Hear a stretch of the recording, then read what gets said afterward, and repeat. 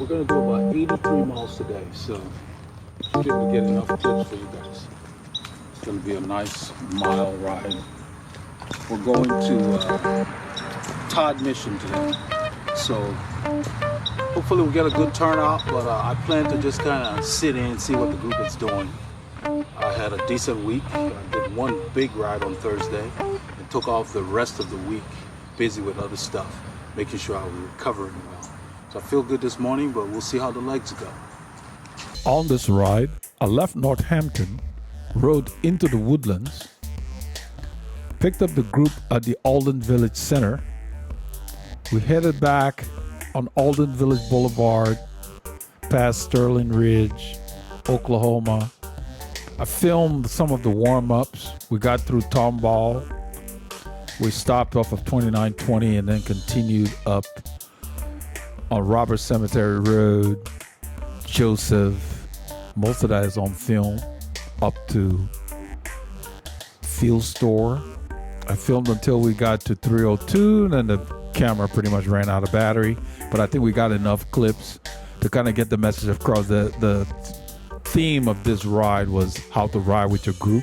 We came back via Todd Mission through Magnolia. There's still a lot of construction going on the road. We just passed 1488. So we came all the way down and took 149 back to 1488. And that's 1488 back. I went ahead and took Tam and I turned in. The group went straight. I took the usual route back home. It was a very, very good ride. And I think you would like the clips that we put together for you.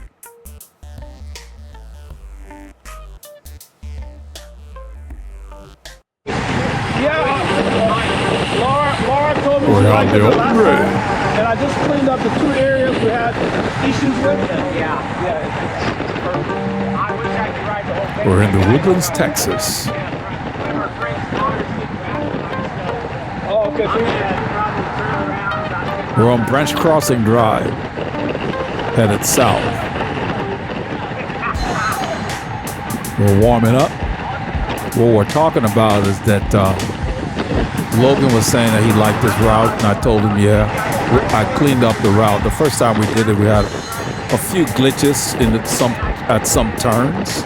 I got that cleaned up, and so this has been flagged as one of our favorite routes.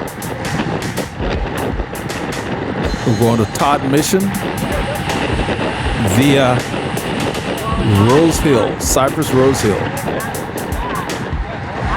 So we're going to be going westerly. We're going to be in the northwesterly part of Houston. Same general direction that we use when we go to Prairie View, Waller County, and so forth. We have a lot of clips up until we get to 302. But I wanted to record the warm-up. We're taking a Branch Crossing Drive here.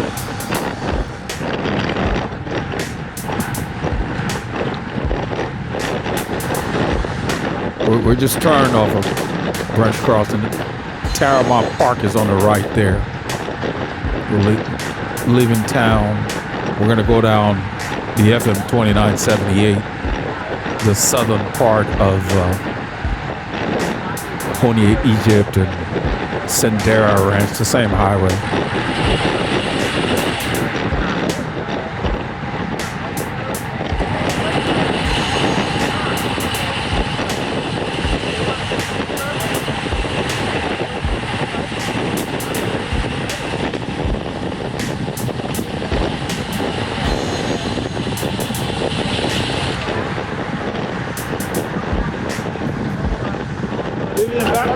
Back home safely?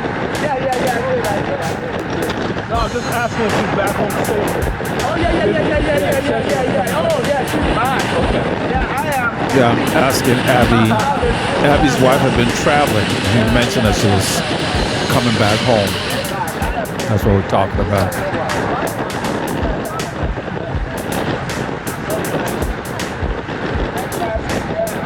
Yeah, I heard you mention it. That's Ed on the right here in front of me from New Jersey. Mike Barreras is on the left. And I think he's wearing purple there. The color of his jersey appears to be purple. Hopefully the camera is interpreting the color correctly. That's Doug in front of Ed. Abby's on my left. Polilonga is here. He's sitting up front on the left next to the pirate, La Pirata. We're on our latest excursion. It was kind of muggy today, muggier than we've been accustomed to.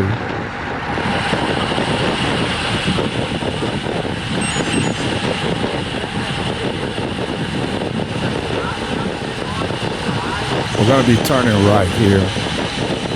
I believe this is May Valley. This will take us to FM 2978.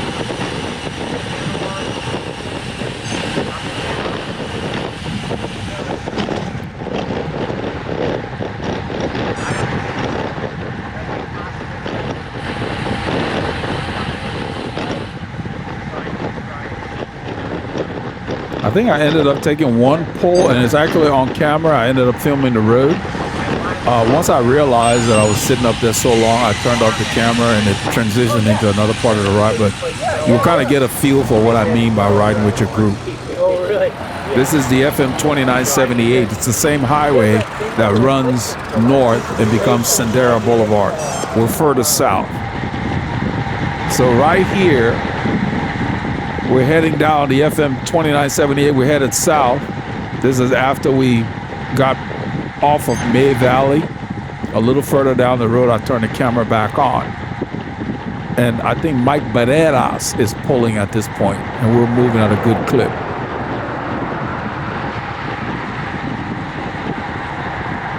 I intentionally lowered the camera over here so you can see my wheel and how closely I'm following the rider in front of me.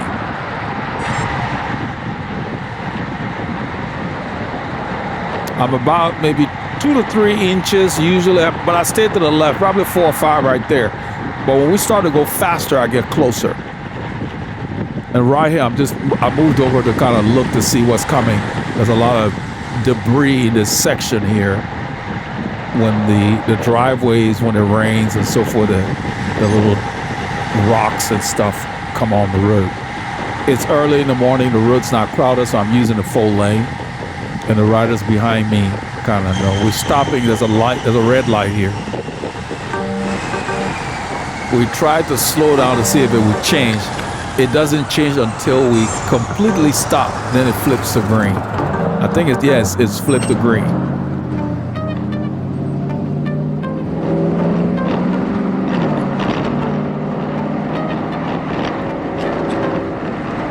I stay on the road. There was a driver on my side, and I ended up looking over at him. He acted like he was late for something, but he wanted to stay in our lane. So I stayed in the lane to discourage him. But we're fine. You know, there's not a whole lot of traffic at this point of the morning. It's another reason we go out early, get it out of the way. So Mike's done pulling. He pulled off. This shoulder has a lot of debris, so he's good where he is right now. But further to the right, you can see the cars blow all the stuff to the right. It just piles up there. You get all the crap. So if you stay where he is, within a foot to the right of the white line, usually it's clean enough. We're going to be turning right. I think this road is called Boggs Road or something. It's probably Boggs Road to the left, and it's a different one on the right. We'll come through here pretty often. We use this route a lot to get to the northwestern part of our area. From where we are, it's more southwest of us, but it's northwest of the metro area. And it has a lot of nice country roads, very flat for the most part. It's the farm country.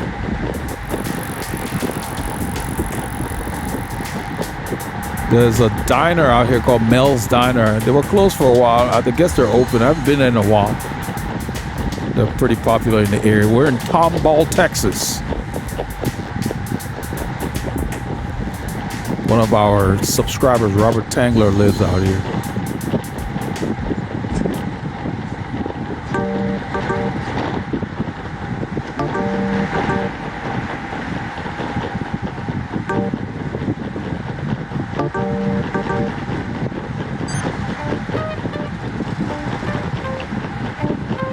I'll stay slightly to the left.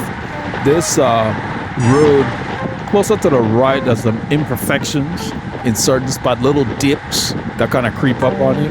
So whenever we get on there, I try to stay close to the middle as possible, as much as possible.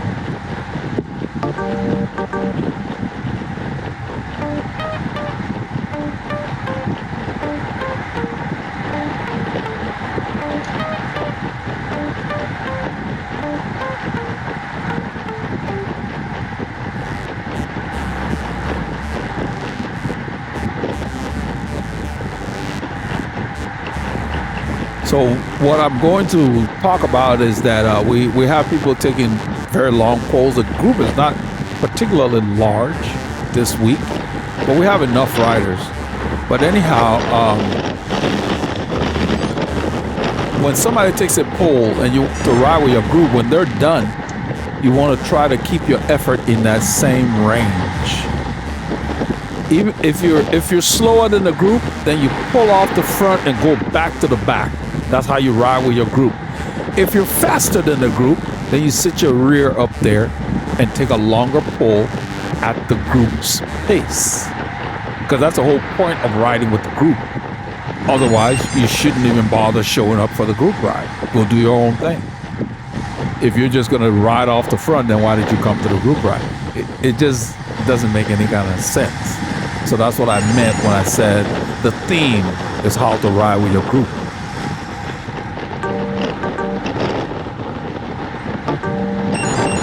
So by sitting up there and taking a longer pull, you still get the workload that you need. So resist the urge to surge and all that kind of stuff in a group ride, unless that's the character of the group you're riding with. So when you hook up with a new group, figure out what they're doing first. You know, blend in. You don't always want to be that guy. And when you're at the front, you're riding for the people following you. So make decisions based on the last rider in the group. There's nothing here. So, and as I go through, I reinforce that it's still clear. Because things can change, and you always got to be watching.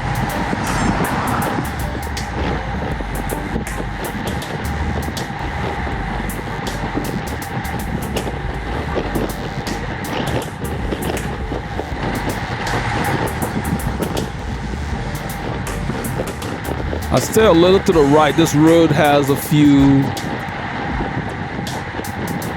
I guess I would say, cracks and bumps in certain spots. They're unpredictable. Some of them come up on you and you see them at the last minute.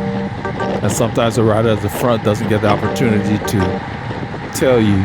So you got to be looking out too. You can't just depend on people in the group to point things out. You got to be alert. That's just a poor patch job that Abby pointed out. They feel like speed bumps when you go over them. That's one of those cracks I was talking about. You can't really tell till you get right up on it. It's a slight hole. It's big enough to bother a cyclist tire. And I think even a car tire won't sink in, but you would feel the bump if you're in a car. They really need to feel that. And the other reason they need to fill it is if water gets in there, it can cause the road to, you see the cracks right here? That's moisture getting beneath the asphalt will cause that, because the soil will erode. But nobody has called it in, you know. They can't be everywhere, so usually people call those in.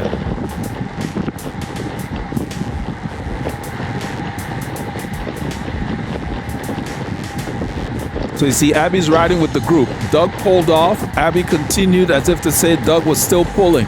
So now Doug gets a chance to go to the back, get a drink, settle in, you know, recover. Because when you're at the front, you're working harder than the people who are saving the effort by following in the draft.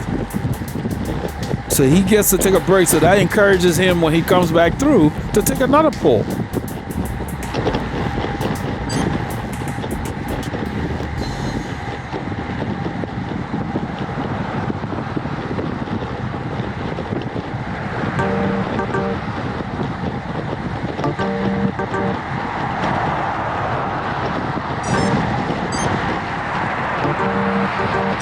So this is the ideal position to be in when you're riding. And I'm on the verge of probably putting together a video about how cyclists should trafficate. By positioning yourself properly and being predictable, the other road users know exactly what you're doing. So they have no trouble going around you because you're not weaving like a snake on the road. You're not scaring them. And so they can figure out what you're doing. It's just like, when you're following a car, the car's in his lane, you expect it to stay in that lane. So if you're following a cyclist and the cyclist is holding a straight line, it allows you to now make a decision, get around this person safely or whatever. But if the cyclist is unpredictable, it messes up everything. So if you're riding a bicycle and you need to turn right, point right. If you need to turn left, point left. Let the other road users know what you're doing. Because you can hear these cars. I keep up with that when I'm riding. By letting them know what you're doing, then they can make decisions. Because a lot of times they don't know what we're doing, especially if you see a lot of cyclists, like 3 or 4 cyclists riding down the road and they're all over the lane, and you don't really know what they're doing. So a lot of times the drivers would tap their horn to get your attention, like, hey, what are you guys doing? Somebody else is here, that kind of stuff. So if you're riding predictably, you're not going to get drivers blowing horns at you. When I ride solo, I don't disturb the other road users. They know exactly what I'm doing all the time. I am very predictable in where I place myself, and especially when I'm making changes to my position on the road. That's very important. So we're in a line and we're using half of this lane. We let them know if you must pass, move over the yellow line at a minimum, preferably take the other lane to pass.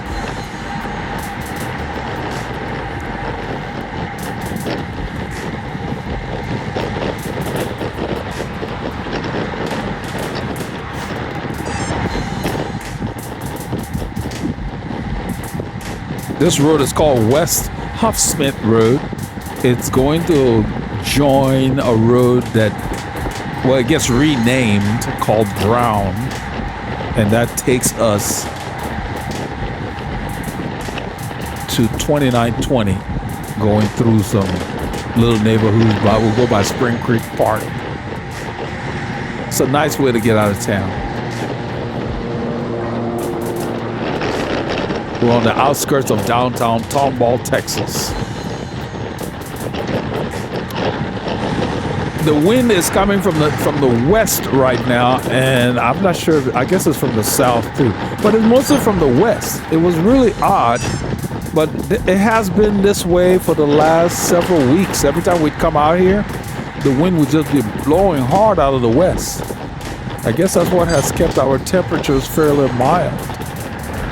It has not been as humid.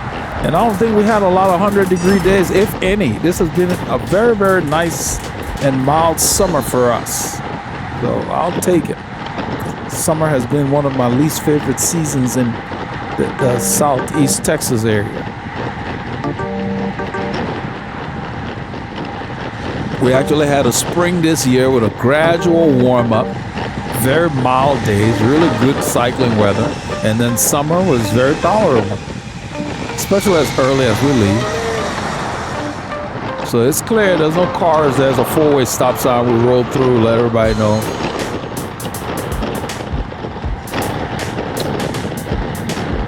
You can see how the watts go up when you're trying to get back up to speed. It's the same thing in your car.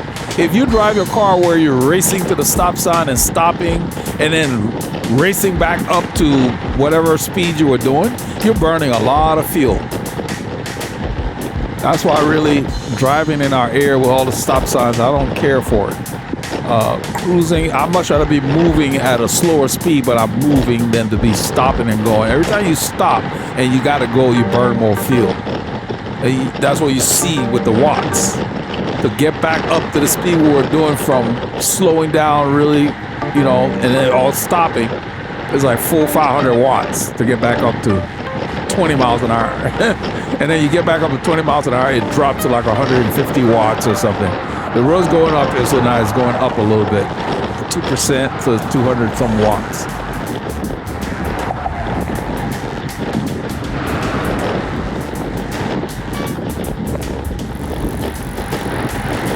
And when I'm riding, I don't pay attention to the watts. I don't watch that.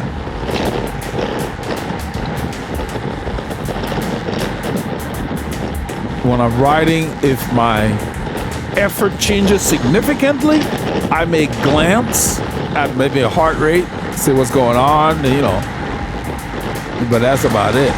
The main thing I pay attention to is my cadence, and then listen to how my legs feel.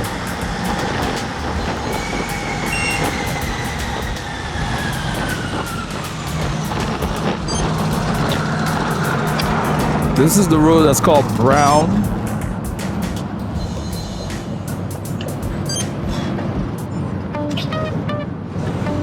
It's here or whether it starts after we get under this fruit. No, it's here. Yeah, it's called Brown Road. So back there was West Huffsmith. We have a lot of roads in our area like that where the name just changes.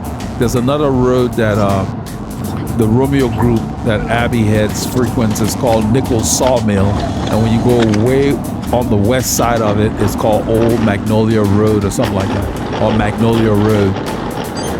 It's a nice, quiet road. I think we're going to use part of that today.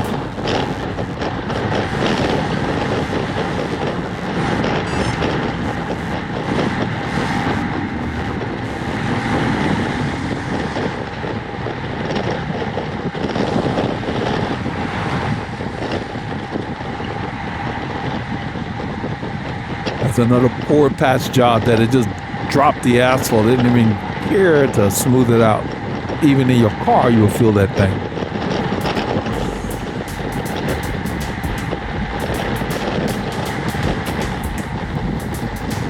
So there are a lot of roads like these, and let's see, non-experienced cyclists don't particularly care for them because they're not comfortable sharing the road with cars. I can relate, I understand that, but you have to place yourself properly when you do use the road so that cars wait until it's safe to go around you. Because if you're all the way over on the edge and they feel like they can squeeze by you, they're gonna use your lane, and sometimes some of them pass too close.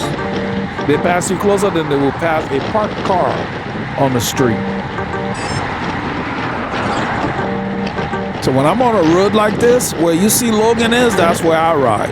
And I'm usually moving between 18 to 20 miles an hour, so, they can wait.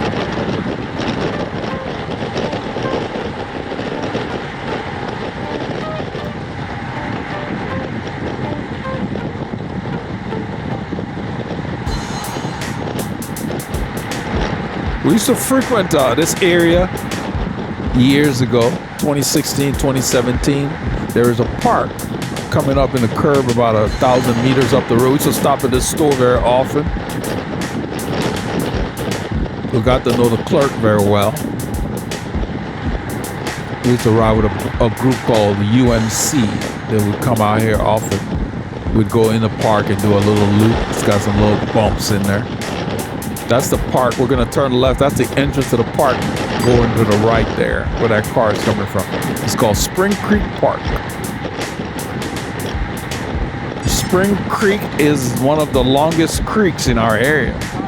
And we even saw a sign for it way out west where we're going on one of those highways I talked about near Magnolia Road in that vicinity.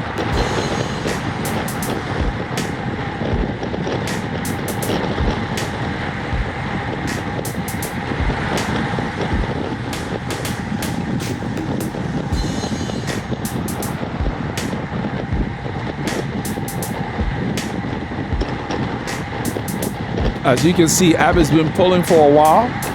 The group is small, so he's feeling good.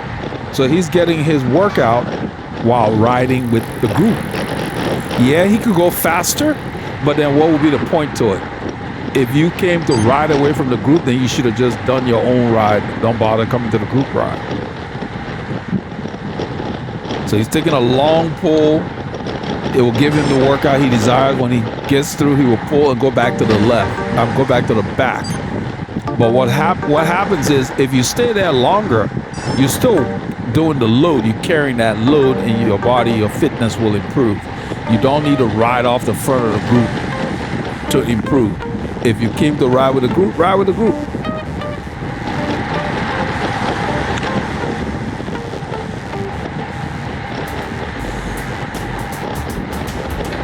Those are the points. The reason why Ivy put his arm out like that, almost like he's saying hi, is to get that driver's attention. Those are the points of conflict.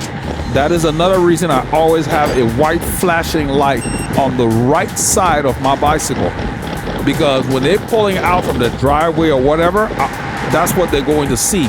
Since I've started using a white light in front, and it's been more than 10 years, I've had nobody pull out in front of me that didn't see me. So it really does work. But I put it on the right side because we ride on the right side of the road and everybody's coming from the right, so that they can see me. That has eliminated that I didn't see you when they're pulling out of their driveway or pulling onto the road. So I make sure my lights are charged all the time on every ride. I don't care how sunny it is. Like on this ride, I got a flashing white light. I use the Bontrager Flight series, what they call it. I also have the Cycle light. Got a TL50. Well, you need to have something on your bike for visibility.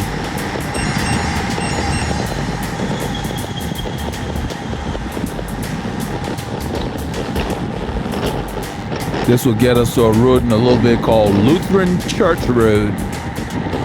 Got a few bumps and rivets. It starts to go downhill towards 2920, and sometimes people get excited when we come out here. But that's a funny little road because it goes downhill, and as soon as you get to 2920, when you turn right, 2920 is a false flat. And lately, the wind has been blowing in our face. And that's what's going to be like today. We'll be doing maybe 22, 23 into the wind. So you see, it's like 1.3 here. It's going to curve. They start to go faster there, so I speed up. Look at my watch. I speed up because we're going to be turning left. This road goes straight and it dead ends back in there, so there's rarely any car coming that much. The stop sign is on the left, and I believe it's a three-way. But it's a visible corner, because once you get there, you can see if something's there, as you can see. So it's clear, we turn. I take the inside line. It's short, but it's steep. If it were on a climb, I wouldn't take that line. It would be the steepest pitch. So you see it's 1 point something. It's going to level off and it's going to start going downhill. We're going to be headed towards 2920. The Tomball, I didn't call it the Tomball. They got a little name on the map. Not the Tomball Parkway. They call it something. They name all these farm to market roads depending on what town you're in, you know. It's one of the main ways to get to and from the Tomball, and it also will take you all the way to 2920. I mean, 290. So 2920 goes to 290, which is our western highway that you can take to Prairie View, to Austin, and all of that. 290. This is Lutheran Church Road. There's a big church we just passed. On Sundays, they have like cones out to get the patrons in and out.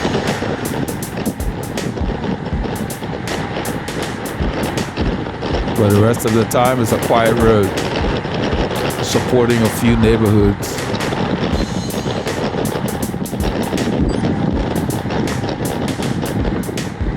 Still somewhat rural out here.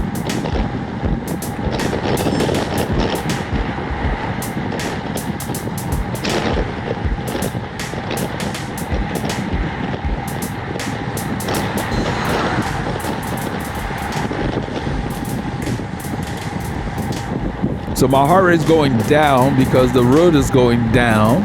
It's flat to like a descent now, it's at 2.2. So from here until we hit 2920 at about maybe another 1.5 kilometers, so about a mile, the speeds will pick up, but we're going downhill.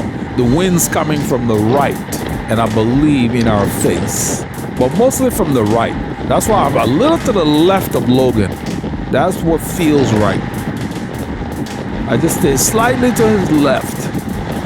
As we go faster, they're slowing down, so I'm getting closer. I actually am not pedaling at all. So then Abby pulls off. I told him, good job. You've been up there for a while. So that's how you ride with your group. So now the next person taking over needs to keep the effort in the same range. It's not always easy because like here, we're going to be turning now into the wind, and this road is a slope. There's no car coming, we checked. There's a clear corner. That's why he carried that speed. So I go ahead and stand up, big watts. I get on his wheel. He will probably look behind to make sure we're all together before he starts to ride, if I remember correctly. I don't know if he's already done that.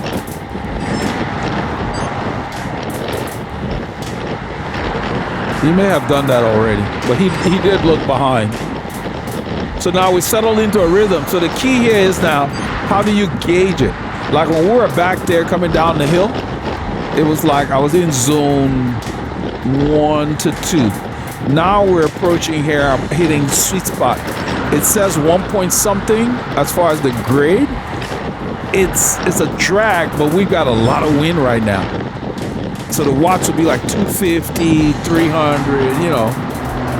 I stay a little to his left, but I get close. You can see my tire. I'm very close. I'm within maybe an inch or two of him. Usually I keep 2 or 3 inches, you know, but I'm a little to the left here, so very close. But I'm still not overlapping. Because I don't need the echelon. I need to be behind him. I usually move over when he slows down. Sometimes you get sucked in with the speed because you're in a draft. So now my heart rate has gone up 20 beats since we're coming down that by Lutheran Church. I don't really pay attention to it that much. I just find a rhythm, and this feels like climbing because of the wind and the slight grade. So I'm probably going to be like 75 to 85. I'll let everybody know there's a lot of rocks on this intersection, and we don't like to go through those rocks because you don't know what else is in there. That's how you can get a puncture. So whenever possible, if you have to go through that, stand on the pedals, get your butt off the rear. Don't sit on the saddle as you go through that. Let the bike lighten the load so the bike can bounce freely. So the stuff that won't be, pushed into your tire. So Logan's pulling pretty hard. I'm right at sweet spot. Now, what I mentioned earlier about somebody, like if you're not faster than the group, don't stay at the front. Sometimes when you're sitting near the front, like in the first 2 to 3 positions, you don't get as good as a draft as when you're like 7 or 8 back in the, that's just the way it is. And all you got to do is stay low, stay very low, be as efficient as you can. But you got to pay attention to how you're feeling, because if the group is just simply, then you have to let them go. If you can't sit in the draft and have your wits about you, then you let the group go and you keep riding until you get better, and you keep coming out. That's how you improve. Don't give up, but don't feel like you got to ride cross-eyed just to stay with a group. No, you should be able to have your wits about you, but know that, man, can't take a pull. And so when the person is finished, then you pull off with them. As soon as they pull off, you pull off. Somebody else will come through. But because, I've been training the whole year and whatever, I'm just right at sweet spot. So when he pulls off, I'll be able to pull, and I'm going to do my best to stay in the same range.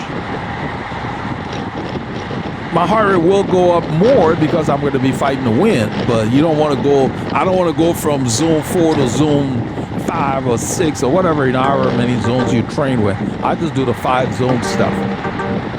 So right now I'm right at sweet spot. So for me, when I get to the front, I'm just gonna pull in zone 4. About 10 to 15 beats below my time trial pace. So Logan's leaning on the bars and using as arrow as possible as a position.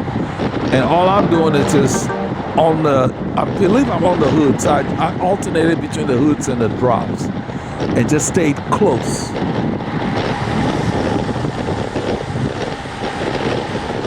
There's a light coming up.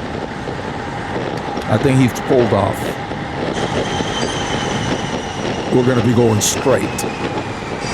A lot of times on some rides we'll stop here. This is Cypress Rose. I believe it's called Decker Prairie or something like that.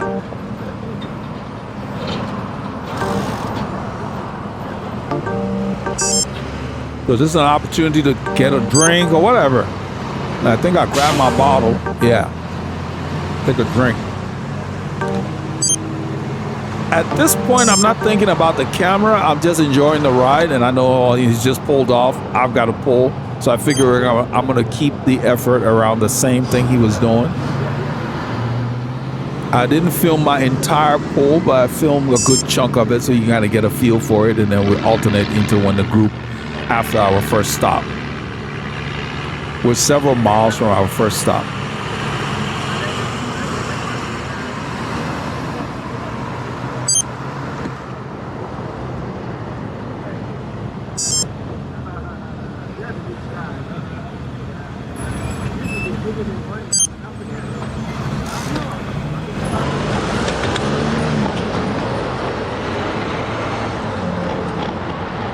So I'm going to get up the speed gradually. Just rolling it up. Gives everybody a chance to kind of get rolling. Then I sit down and settle into a groove. I get as low as possible because we're going into the wind here. I'm not focusing on speed. I'm focusing on effort. If you remember, I was at sweet spot. So I'm going to do my best to get back there, maybe a few beats over. So between 160 to 165, I figure that would keep it the same. But we're moving at a good clip, 24 miles an hour, something like that.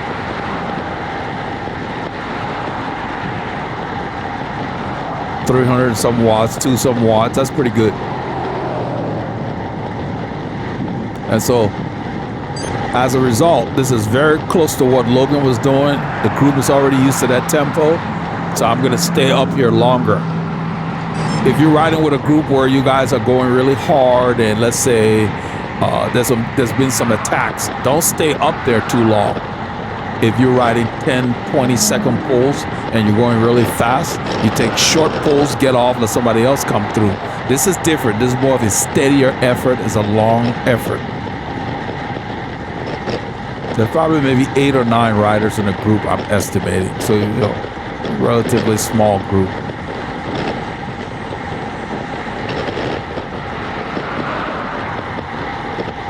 So I've settled, I'm into a groove now. I just kind of relax my upper body and let my body do the work. You see my heart rate has gone to 164. That's my body's response to the effort. The wind is blowing. I'm going directly into the west wind. So the load is there. It's a flat road. It says 1.1, but it's pretty flat. So 250 to 300 watts. That's kind of what. It's a good workload in these conditions.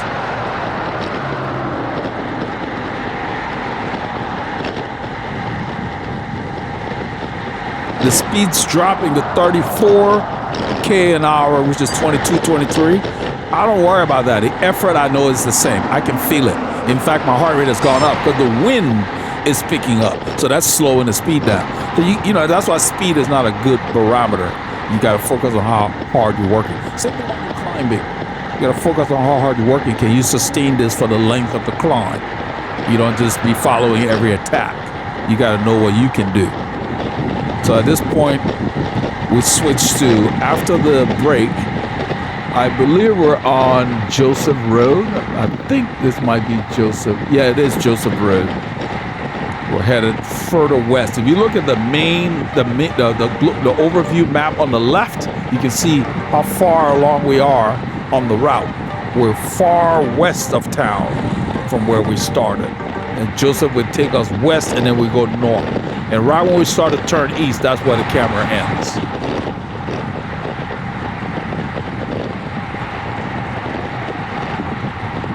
As you can see, even though we're going in a different direction here, we're going more, well, actually it's the same, similar direction. So we're going westerly into the same wind, and we're doing the same kind of effort, pretty much. But because I'm sitting in the back, I'm probably about 10 beats below where I was when I was pulling. So you have to work up to it. You have to find out what the group you like riding with, what do they do? What are their tendencies? And then you have to prepare yourself accordingly. But the best preparation is just going and doing the ride. Ride with the group. That's how your body gets used to it. So if you're going to ride with them. And, you know, if you struggle, that's fine. You let them go certain times. And then until you improve enough, your first goal should be to finish the ride. Then you start setting new goals, taking some poles and then longer poles and so forth.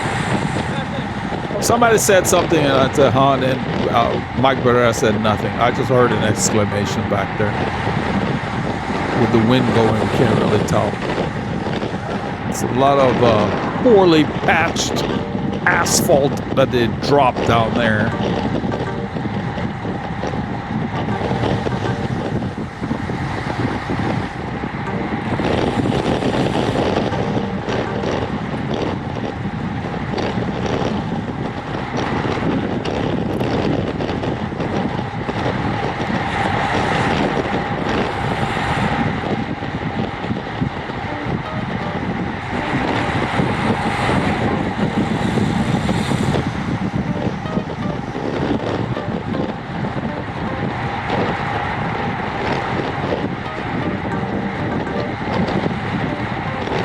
So the reason why you want to find the roads less traveled have several benefits, meaning, first of all, the air is cleaner. You're not breathing polluted air. Secondly, you get a workout. You can ride, you can enjoy it, and the scenery. I mean, there's just so many pluses. So even when I'm close to home, I find the quietest roads near my home to ride on. And in fact, I've gotten so used to that, I actually drive the quietest roads near my home when I get in my car.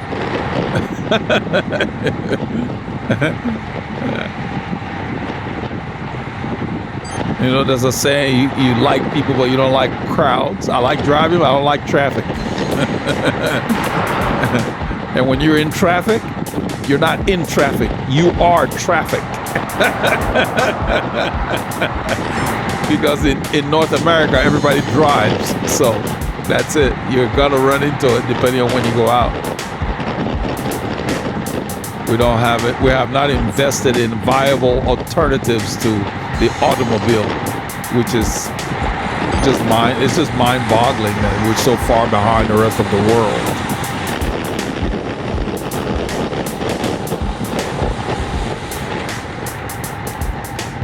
Being forced to drive is not freedom.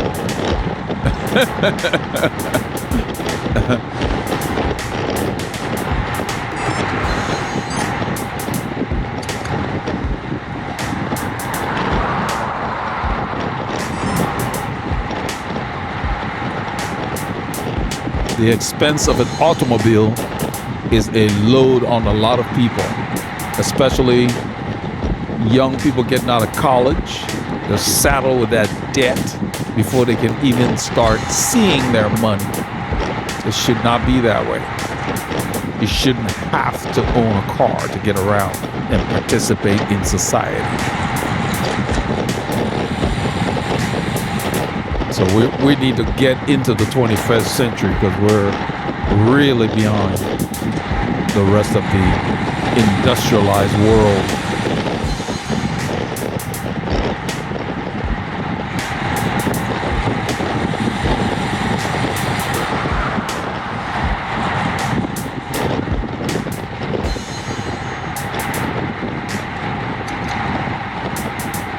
This road has a lot of ruts and stuff, so you gotta be watching.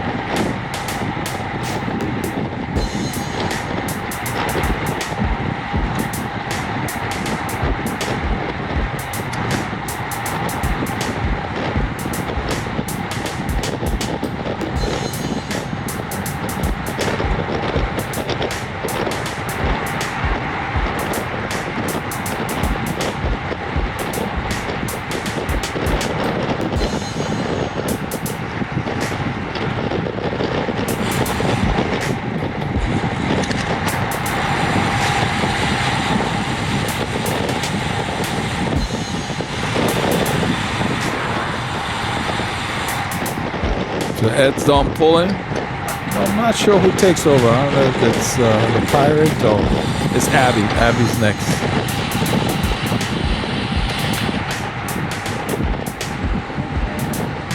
And the train continues. This is how you keep your group together. Save that showboating stuff for the road races. When you go to the group ride, find out the character of your group. If you're with a group that's launching attacks and you feel like participating, be my guest. But if you're with a group that's doing a steady effort, then do what they do. And then if you're feeling really good, just do it longer. You sit up there for 5 or 10 minutes, you'll get a workout. And nobody's gonna argue with you. They won't fight you for the pull. You want to stay up there and pull, knock yourself out. A lot of the very experienced riders that want a harder workout will probably sit in the wind while you're pulling, as opposed to being in the draft. We have riders that will sit left. There's a three-way, I think it's a four-way stop sign. There are riders like Jerry who sit off the back, couple of car lengths, and do the group pace, as if to say, he's riding solo. You can do that too if you want more work. If somebody's pulling too long and you were a group that you feel strong enough to do that with. There are other ways you can do that. You don't have to be the one pulling. Or if the wind's coming from the side, you can just sit in the wind as opposed to on the side that's protected. The pace slowed a little bit there, so I pulled to the right.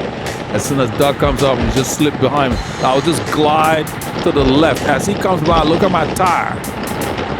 At the bottom of the screen there, right there. I just glide over and just slip in. That's what you do.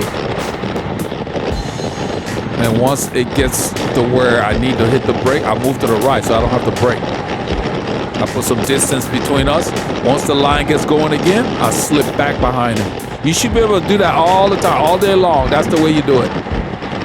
So it doesn't take any extra energy. You're not accelerating too much or steering too much like you're skating.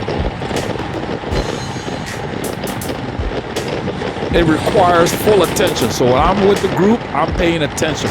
There's nothing else on my mind other than riding, watching the road, looking for dogs, looking for cars. That's it. This is not the time to multitask. Got enough stuff going on already.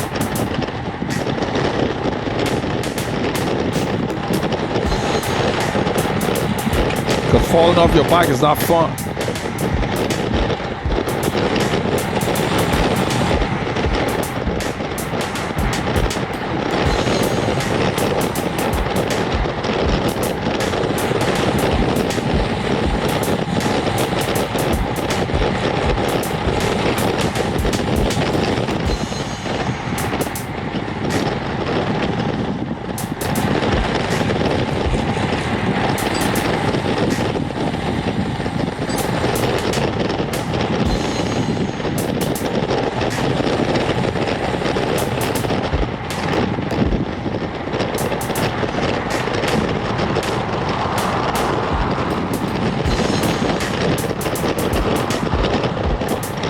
So Abby waved that car by. Because a lot of times we can see further than the drivers. So when it's clear and there's nothing coming, we'll wave them over and let them go on by. That's fosters a lot of goodwill. Just because you have the right to do something doesn't mean you need to be a jerk about it. You need to be considerate. You know, just like you wouldn't be running your boom boxes at odd hours and you know your neighbors are there and they're nearby, you're disturbing them. Even if it's in a decent time of the day where you're allowed to do it, you still need to be considerate of your neighbors. You know, that's just the way it is. So that's the way we ride. You know, most of the time when we can, we let the drivers know they can come around. If we can see around the corner or whatever, we let them go. We don't want them behind us. Go about their day. They appreciate it.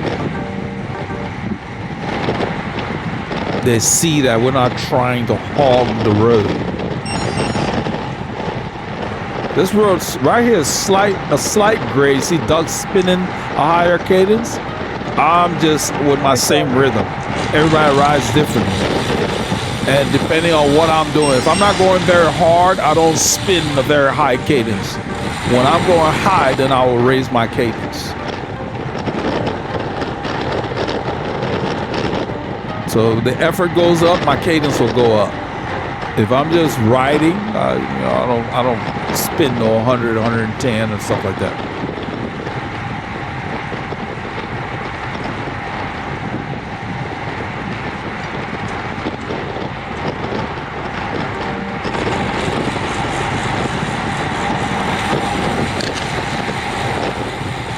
So this is going to take us to the FM 1488.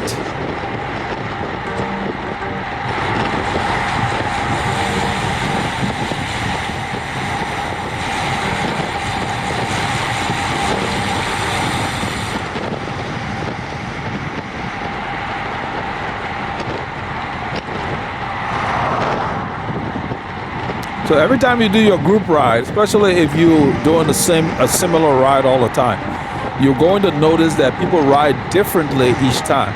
Because when people come to a ride, there are different things going on with them all the time. Maybe that person didn't sleep well the night before that was pulling the last time. He or she may decide on this ride, they're just going to sit in and follow the wheels or take shorter pulls or none at all. You know, so there's a lot of stuff going on. So if you're feeling fine, it's only fair that you help your group along. So don't just sit in for 50 miles feeling great and then sprint for the stop sign. Well, what's the point of that? You came to a group ride to get a workout, not to sit in the wheels. Because depending on the terrain, sometimes sitting in the wheels, the effort's too low. You don't get much of a workout. You would have been better off riding solo that day if you're going to do that. There are some riders that will, as I mentioned, sit in the wind on purpose to keep their intensity high. It depends on your goal. If you have no goal, then fine, you do whatever. But I always have a goal for each ride, each day of the week, each time I clip in, whether with a group or solo, I have a goal, something I'm trying to accomplish. And once I accomplish that goal, the rest of the ride is fair game. This is 1488. This is Mike Benedas. It's a nice color to that jersey he's wearing. Looks almost burgundy or purple.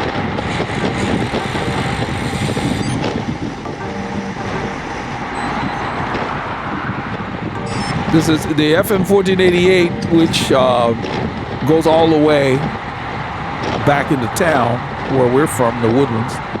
But out here it's very rural. As you can see, it has a center turn lane. In Magnolia, they've already done it. They've already put the concrete dividers because of the growth to separate traffic. But out here, it's lightly used. We're going to be turning soon on 362. I think it's another farm to market road. I hate those ridges they put on here. It just ruins the whole shoulder. We could have been using that shoulder, the nice shoulder. Sometimes if I'm riding solo on a road like this and it's busy, I'll go to the right of those ridges and ride there. Because getting on that stuff, those rumble strips they call it, This is 362. This goes north. All these roads out here are challenging because they're undulating and they're exposed. I mean, we got a few trees, but this area is a farm country. That's the guy who was in the parking lot that we just passed on the right. He wants to show off. Like, we're supposed to be impressed that he can step on a gas pedal. That's what Mike just said. Gas prices are still too low. He just burned a gallon of gas there to do nothing. Please. In North America, driving a car is nothing special. Everybody has one. That's the problem. That's why we have all this congestion. Please.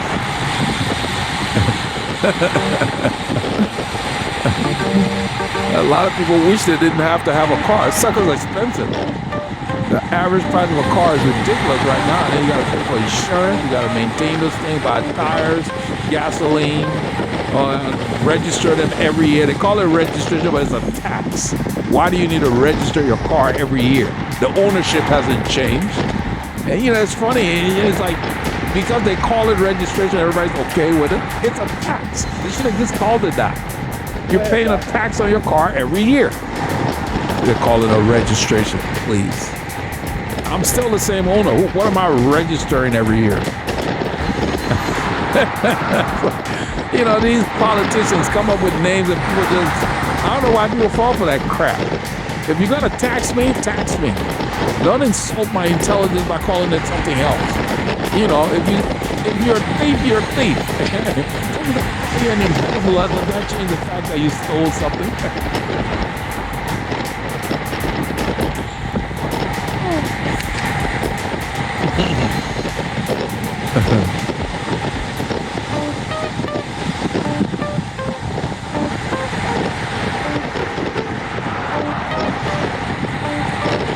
This road is very well paved. The volume is low. The speeds are high. It's not a neighborhood road. So I think, it's a farm to market road, well maintained, but it's pretty conducive for what we're doing, especially at this time of day. It's rarely that busy. The towns that are on the route here, they're small. Like we got Whitehall. It's probably 20 kilometers up the road or something. We don't get to Whitehall on this route, but we get within about 5 kilometers of Whitehall, 3 miles before we turn. These little towns, these roads lead to this road. If you stay on it, will take you out to Highway 6. Then you could go out to like College Station. There are a lot of little towns further out, and so they're not major interstates or anything. They basically support transportation to little towns and villages along the way here in our area. So they're very, very good for exploring the countryside. Secondary roads, I guess that's the best way I can put it.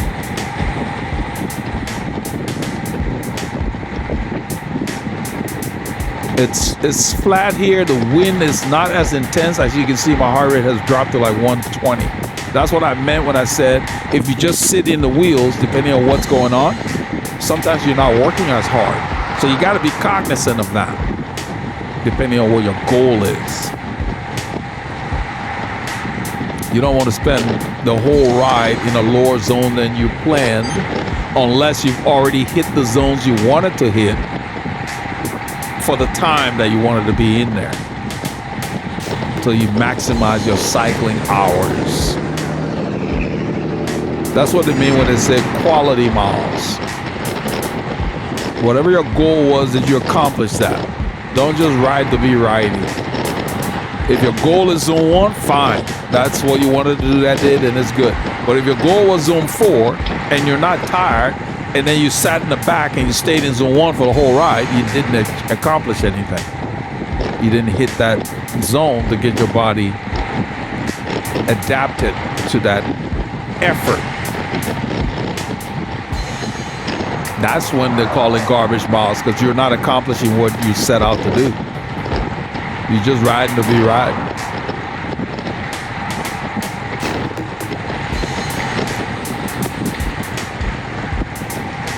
It's better to do fewer miles in the zones you need for the kind of riding you plan to do than to do a lot of miles in the zones you don't need. That's called unproductive training. And it can be either a low zone or a very high zone. So if you're tired and you're supposed to go out and do zone 1, and then you get sucked into some group, and then you end up doing zone 3 or zone 4 or whatever, it just makes you even more tired. Then you have not done productive training, because if you were supposed to be resting and you pushed more and you had an event coming up that you were getting ready for, it might mess you up for your event. That's the connection to where they call, oh, you're not training right. I think there's a group online that actually has a thing called Train Right as a coaching thing.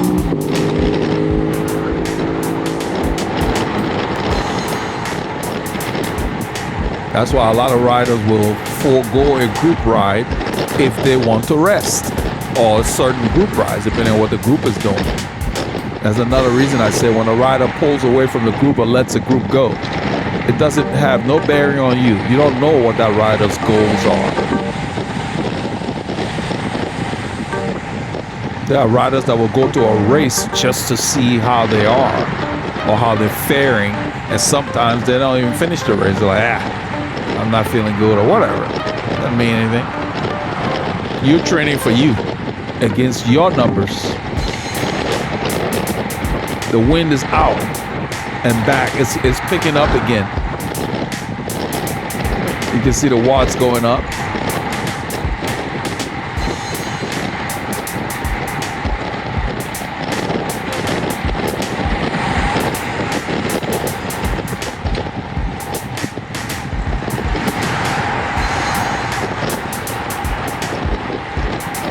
So Abby's been sitting at the front for a while. So he did a lot of long pulls on this ride. So as a result, he got a good workout and kept the group together. Kept the pace consistent. And he got a lot of help, because when Ed would go up there, he would pull, you know. I took that one long pull, and I don't think I did much pulling after that. I just sat in the back. When I do these rides, I don't want to get back wasted to where I got to take a nap. I got other things to do. After my rides, I got to go to work. I don't have time to sleep. A lot of guys, you know, if you're riding hard like that, make sure you have time to recover. So if you got the afternoon off, yeah, you can let it all hang out and get home, take a nap so your body can recover. So you're not wiped out to where you can't even hang out with your loved ones or whatever.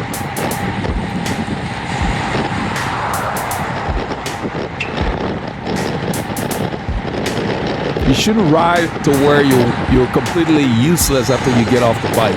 That shouldn't be the norm. Every now and then, maybe on a very hard day or a very hard event, but that you should leave your bike feeling energized. Then you know you're doing it right. The energy from your ride should carry you through your day. That's another reason to do your ride early in the morning. Get it out of the way, because you can control that time. But once you get out there, get to a job or whatever it is you got going on, you can't control what's going to happen afterwards. I don't like to work out in the evening, because I end up staying up late when I do that. I like to work out early in the morning and use that energy to fuel the day. So Paulie Long Guy is pulling right now.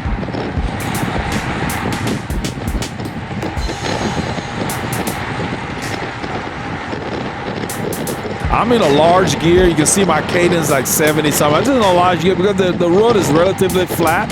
Favors us big guys. I think I'm in like a 5316 or something like that. It just sits in there. I don't do much shifting, but the terrain's not changing that much. And that's it, just kind of riding, and you know, that's what I mean by, you know, riding smart. So you're not working hard all the time.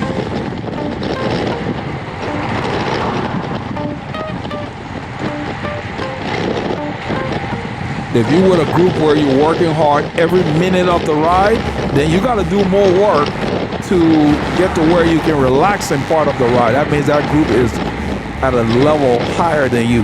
And if you're ambitious, you just keep working at it. At some point, your fitness will improve to where you don't have to be on the edge the whole time you're with that group. It doesn't mean you stop riding with them, but you start to where maybe you can do a third of the ride. Let's say if they're doing 90 miles, you can do 30 miles with them, and then you let them go. Then the next time, maybe add another 10. You stay longer and longer, but in between those rides, you continue to ride and work your way up to that level, if that's your goal. Because that's how you get faster.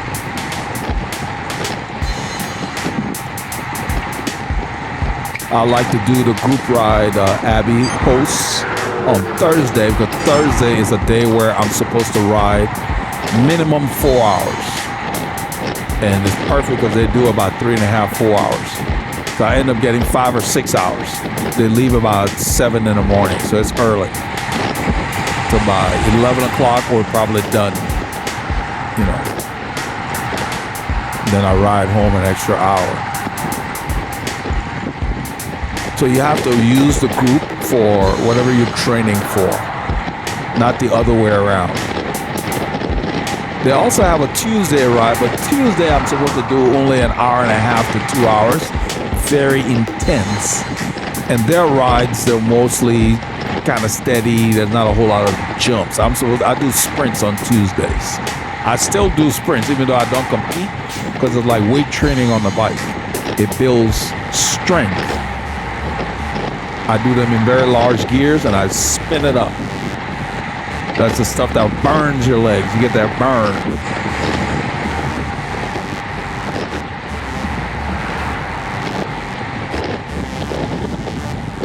Got a nice tight line here.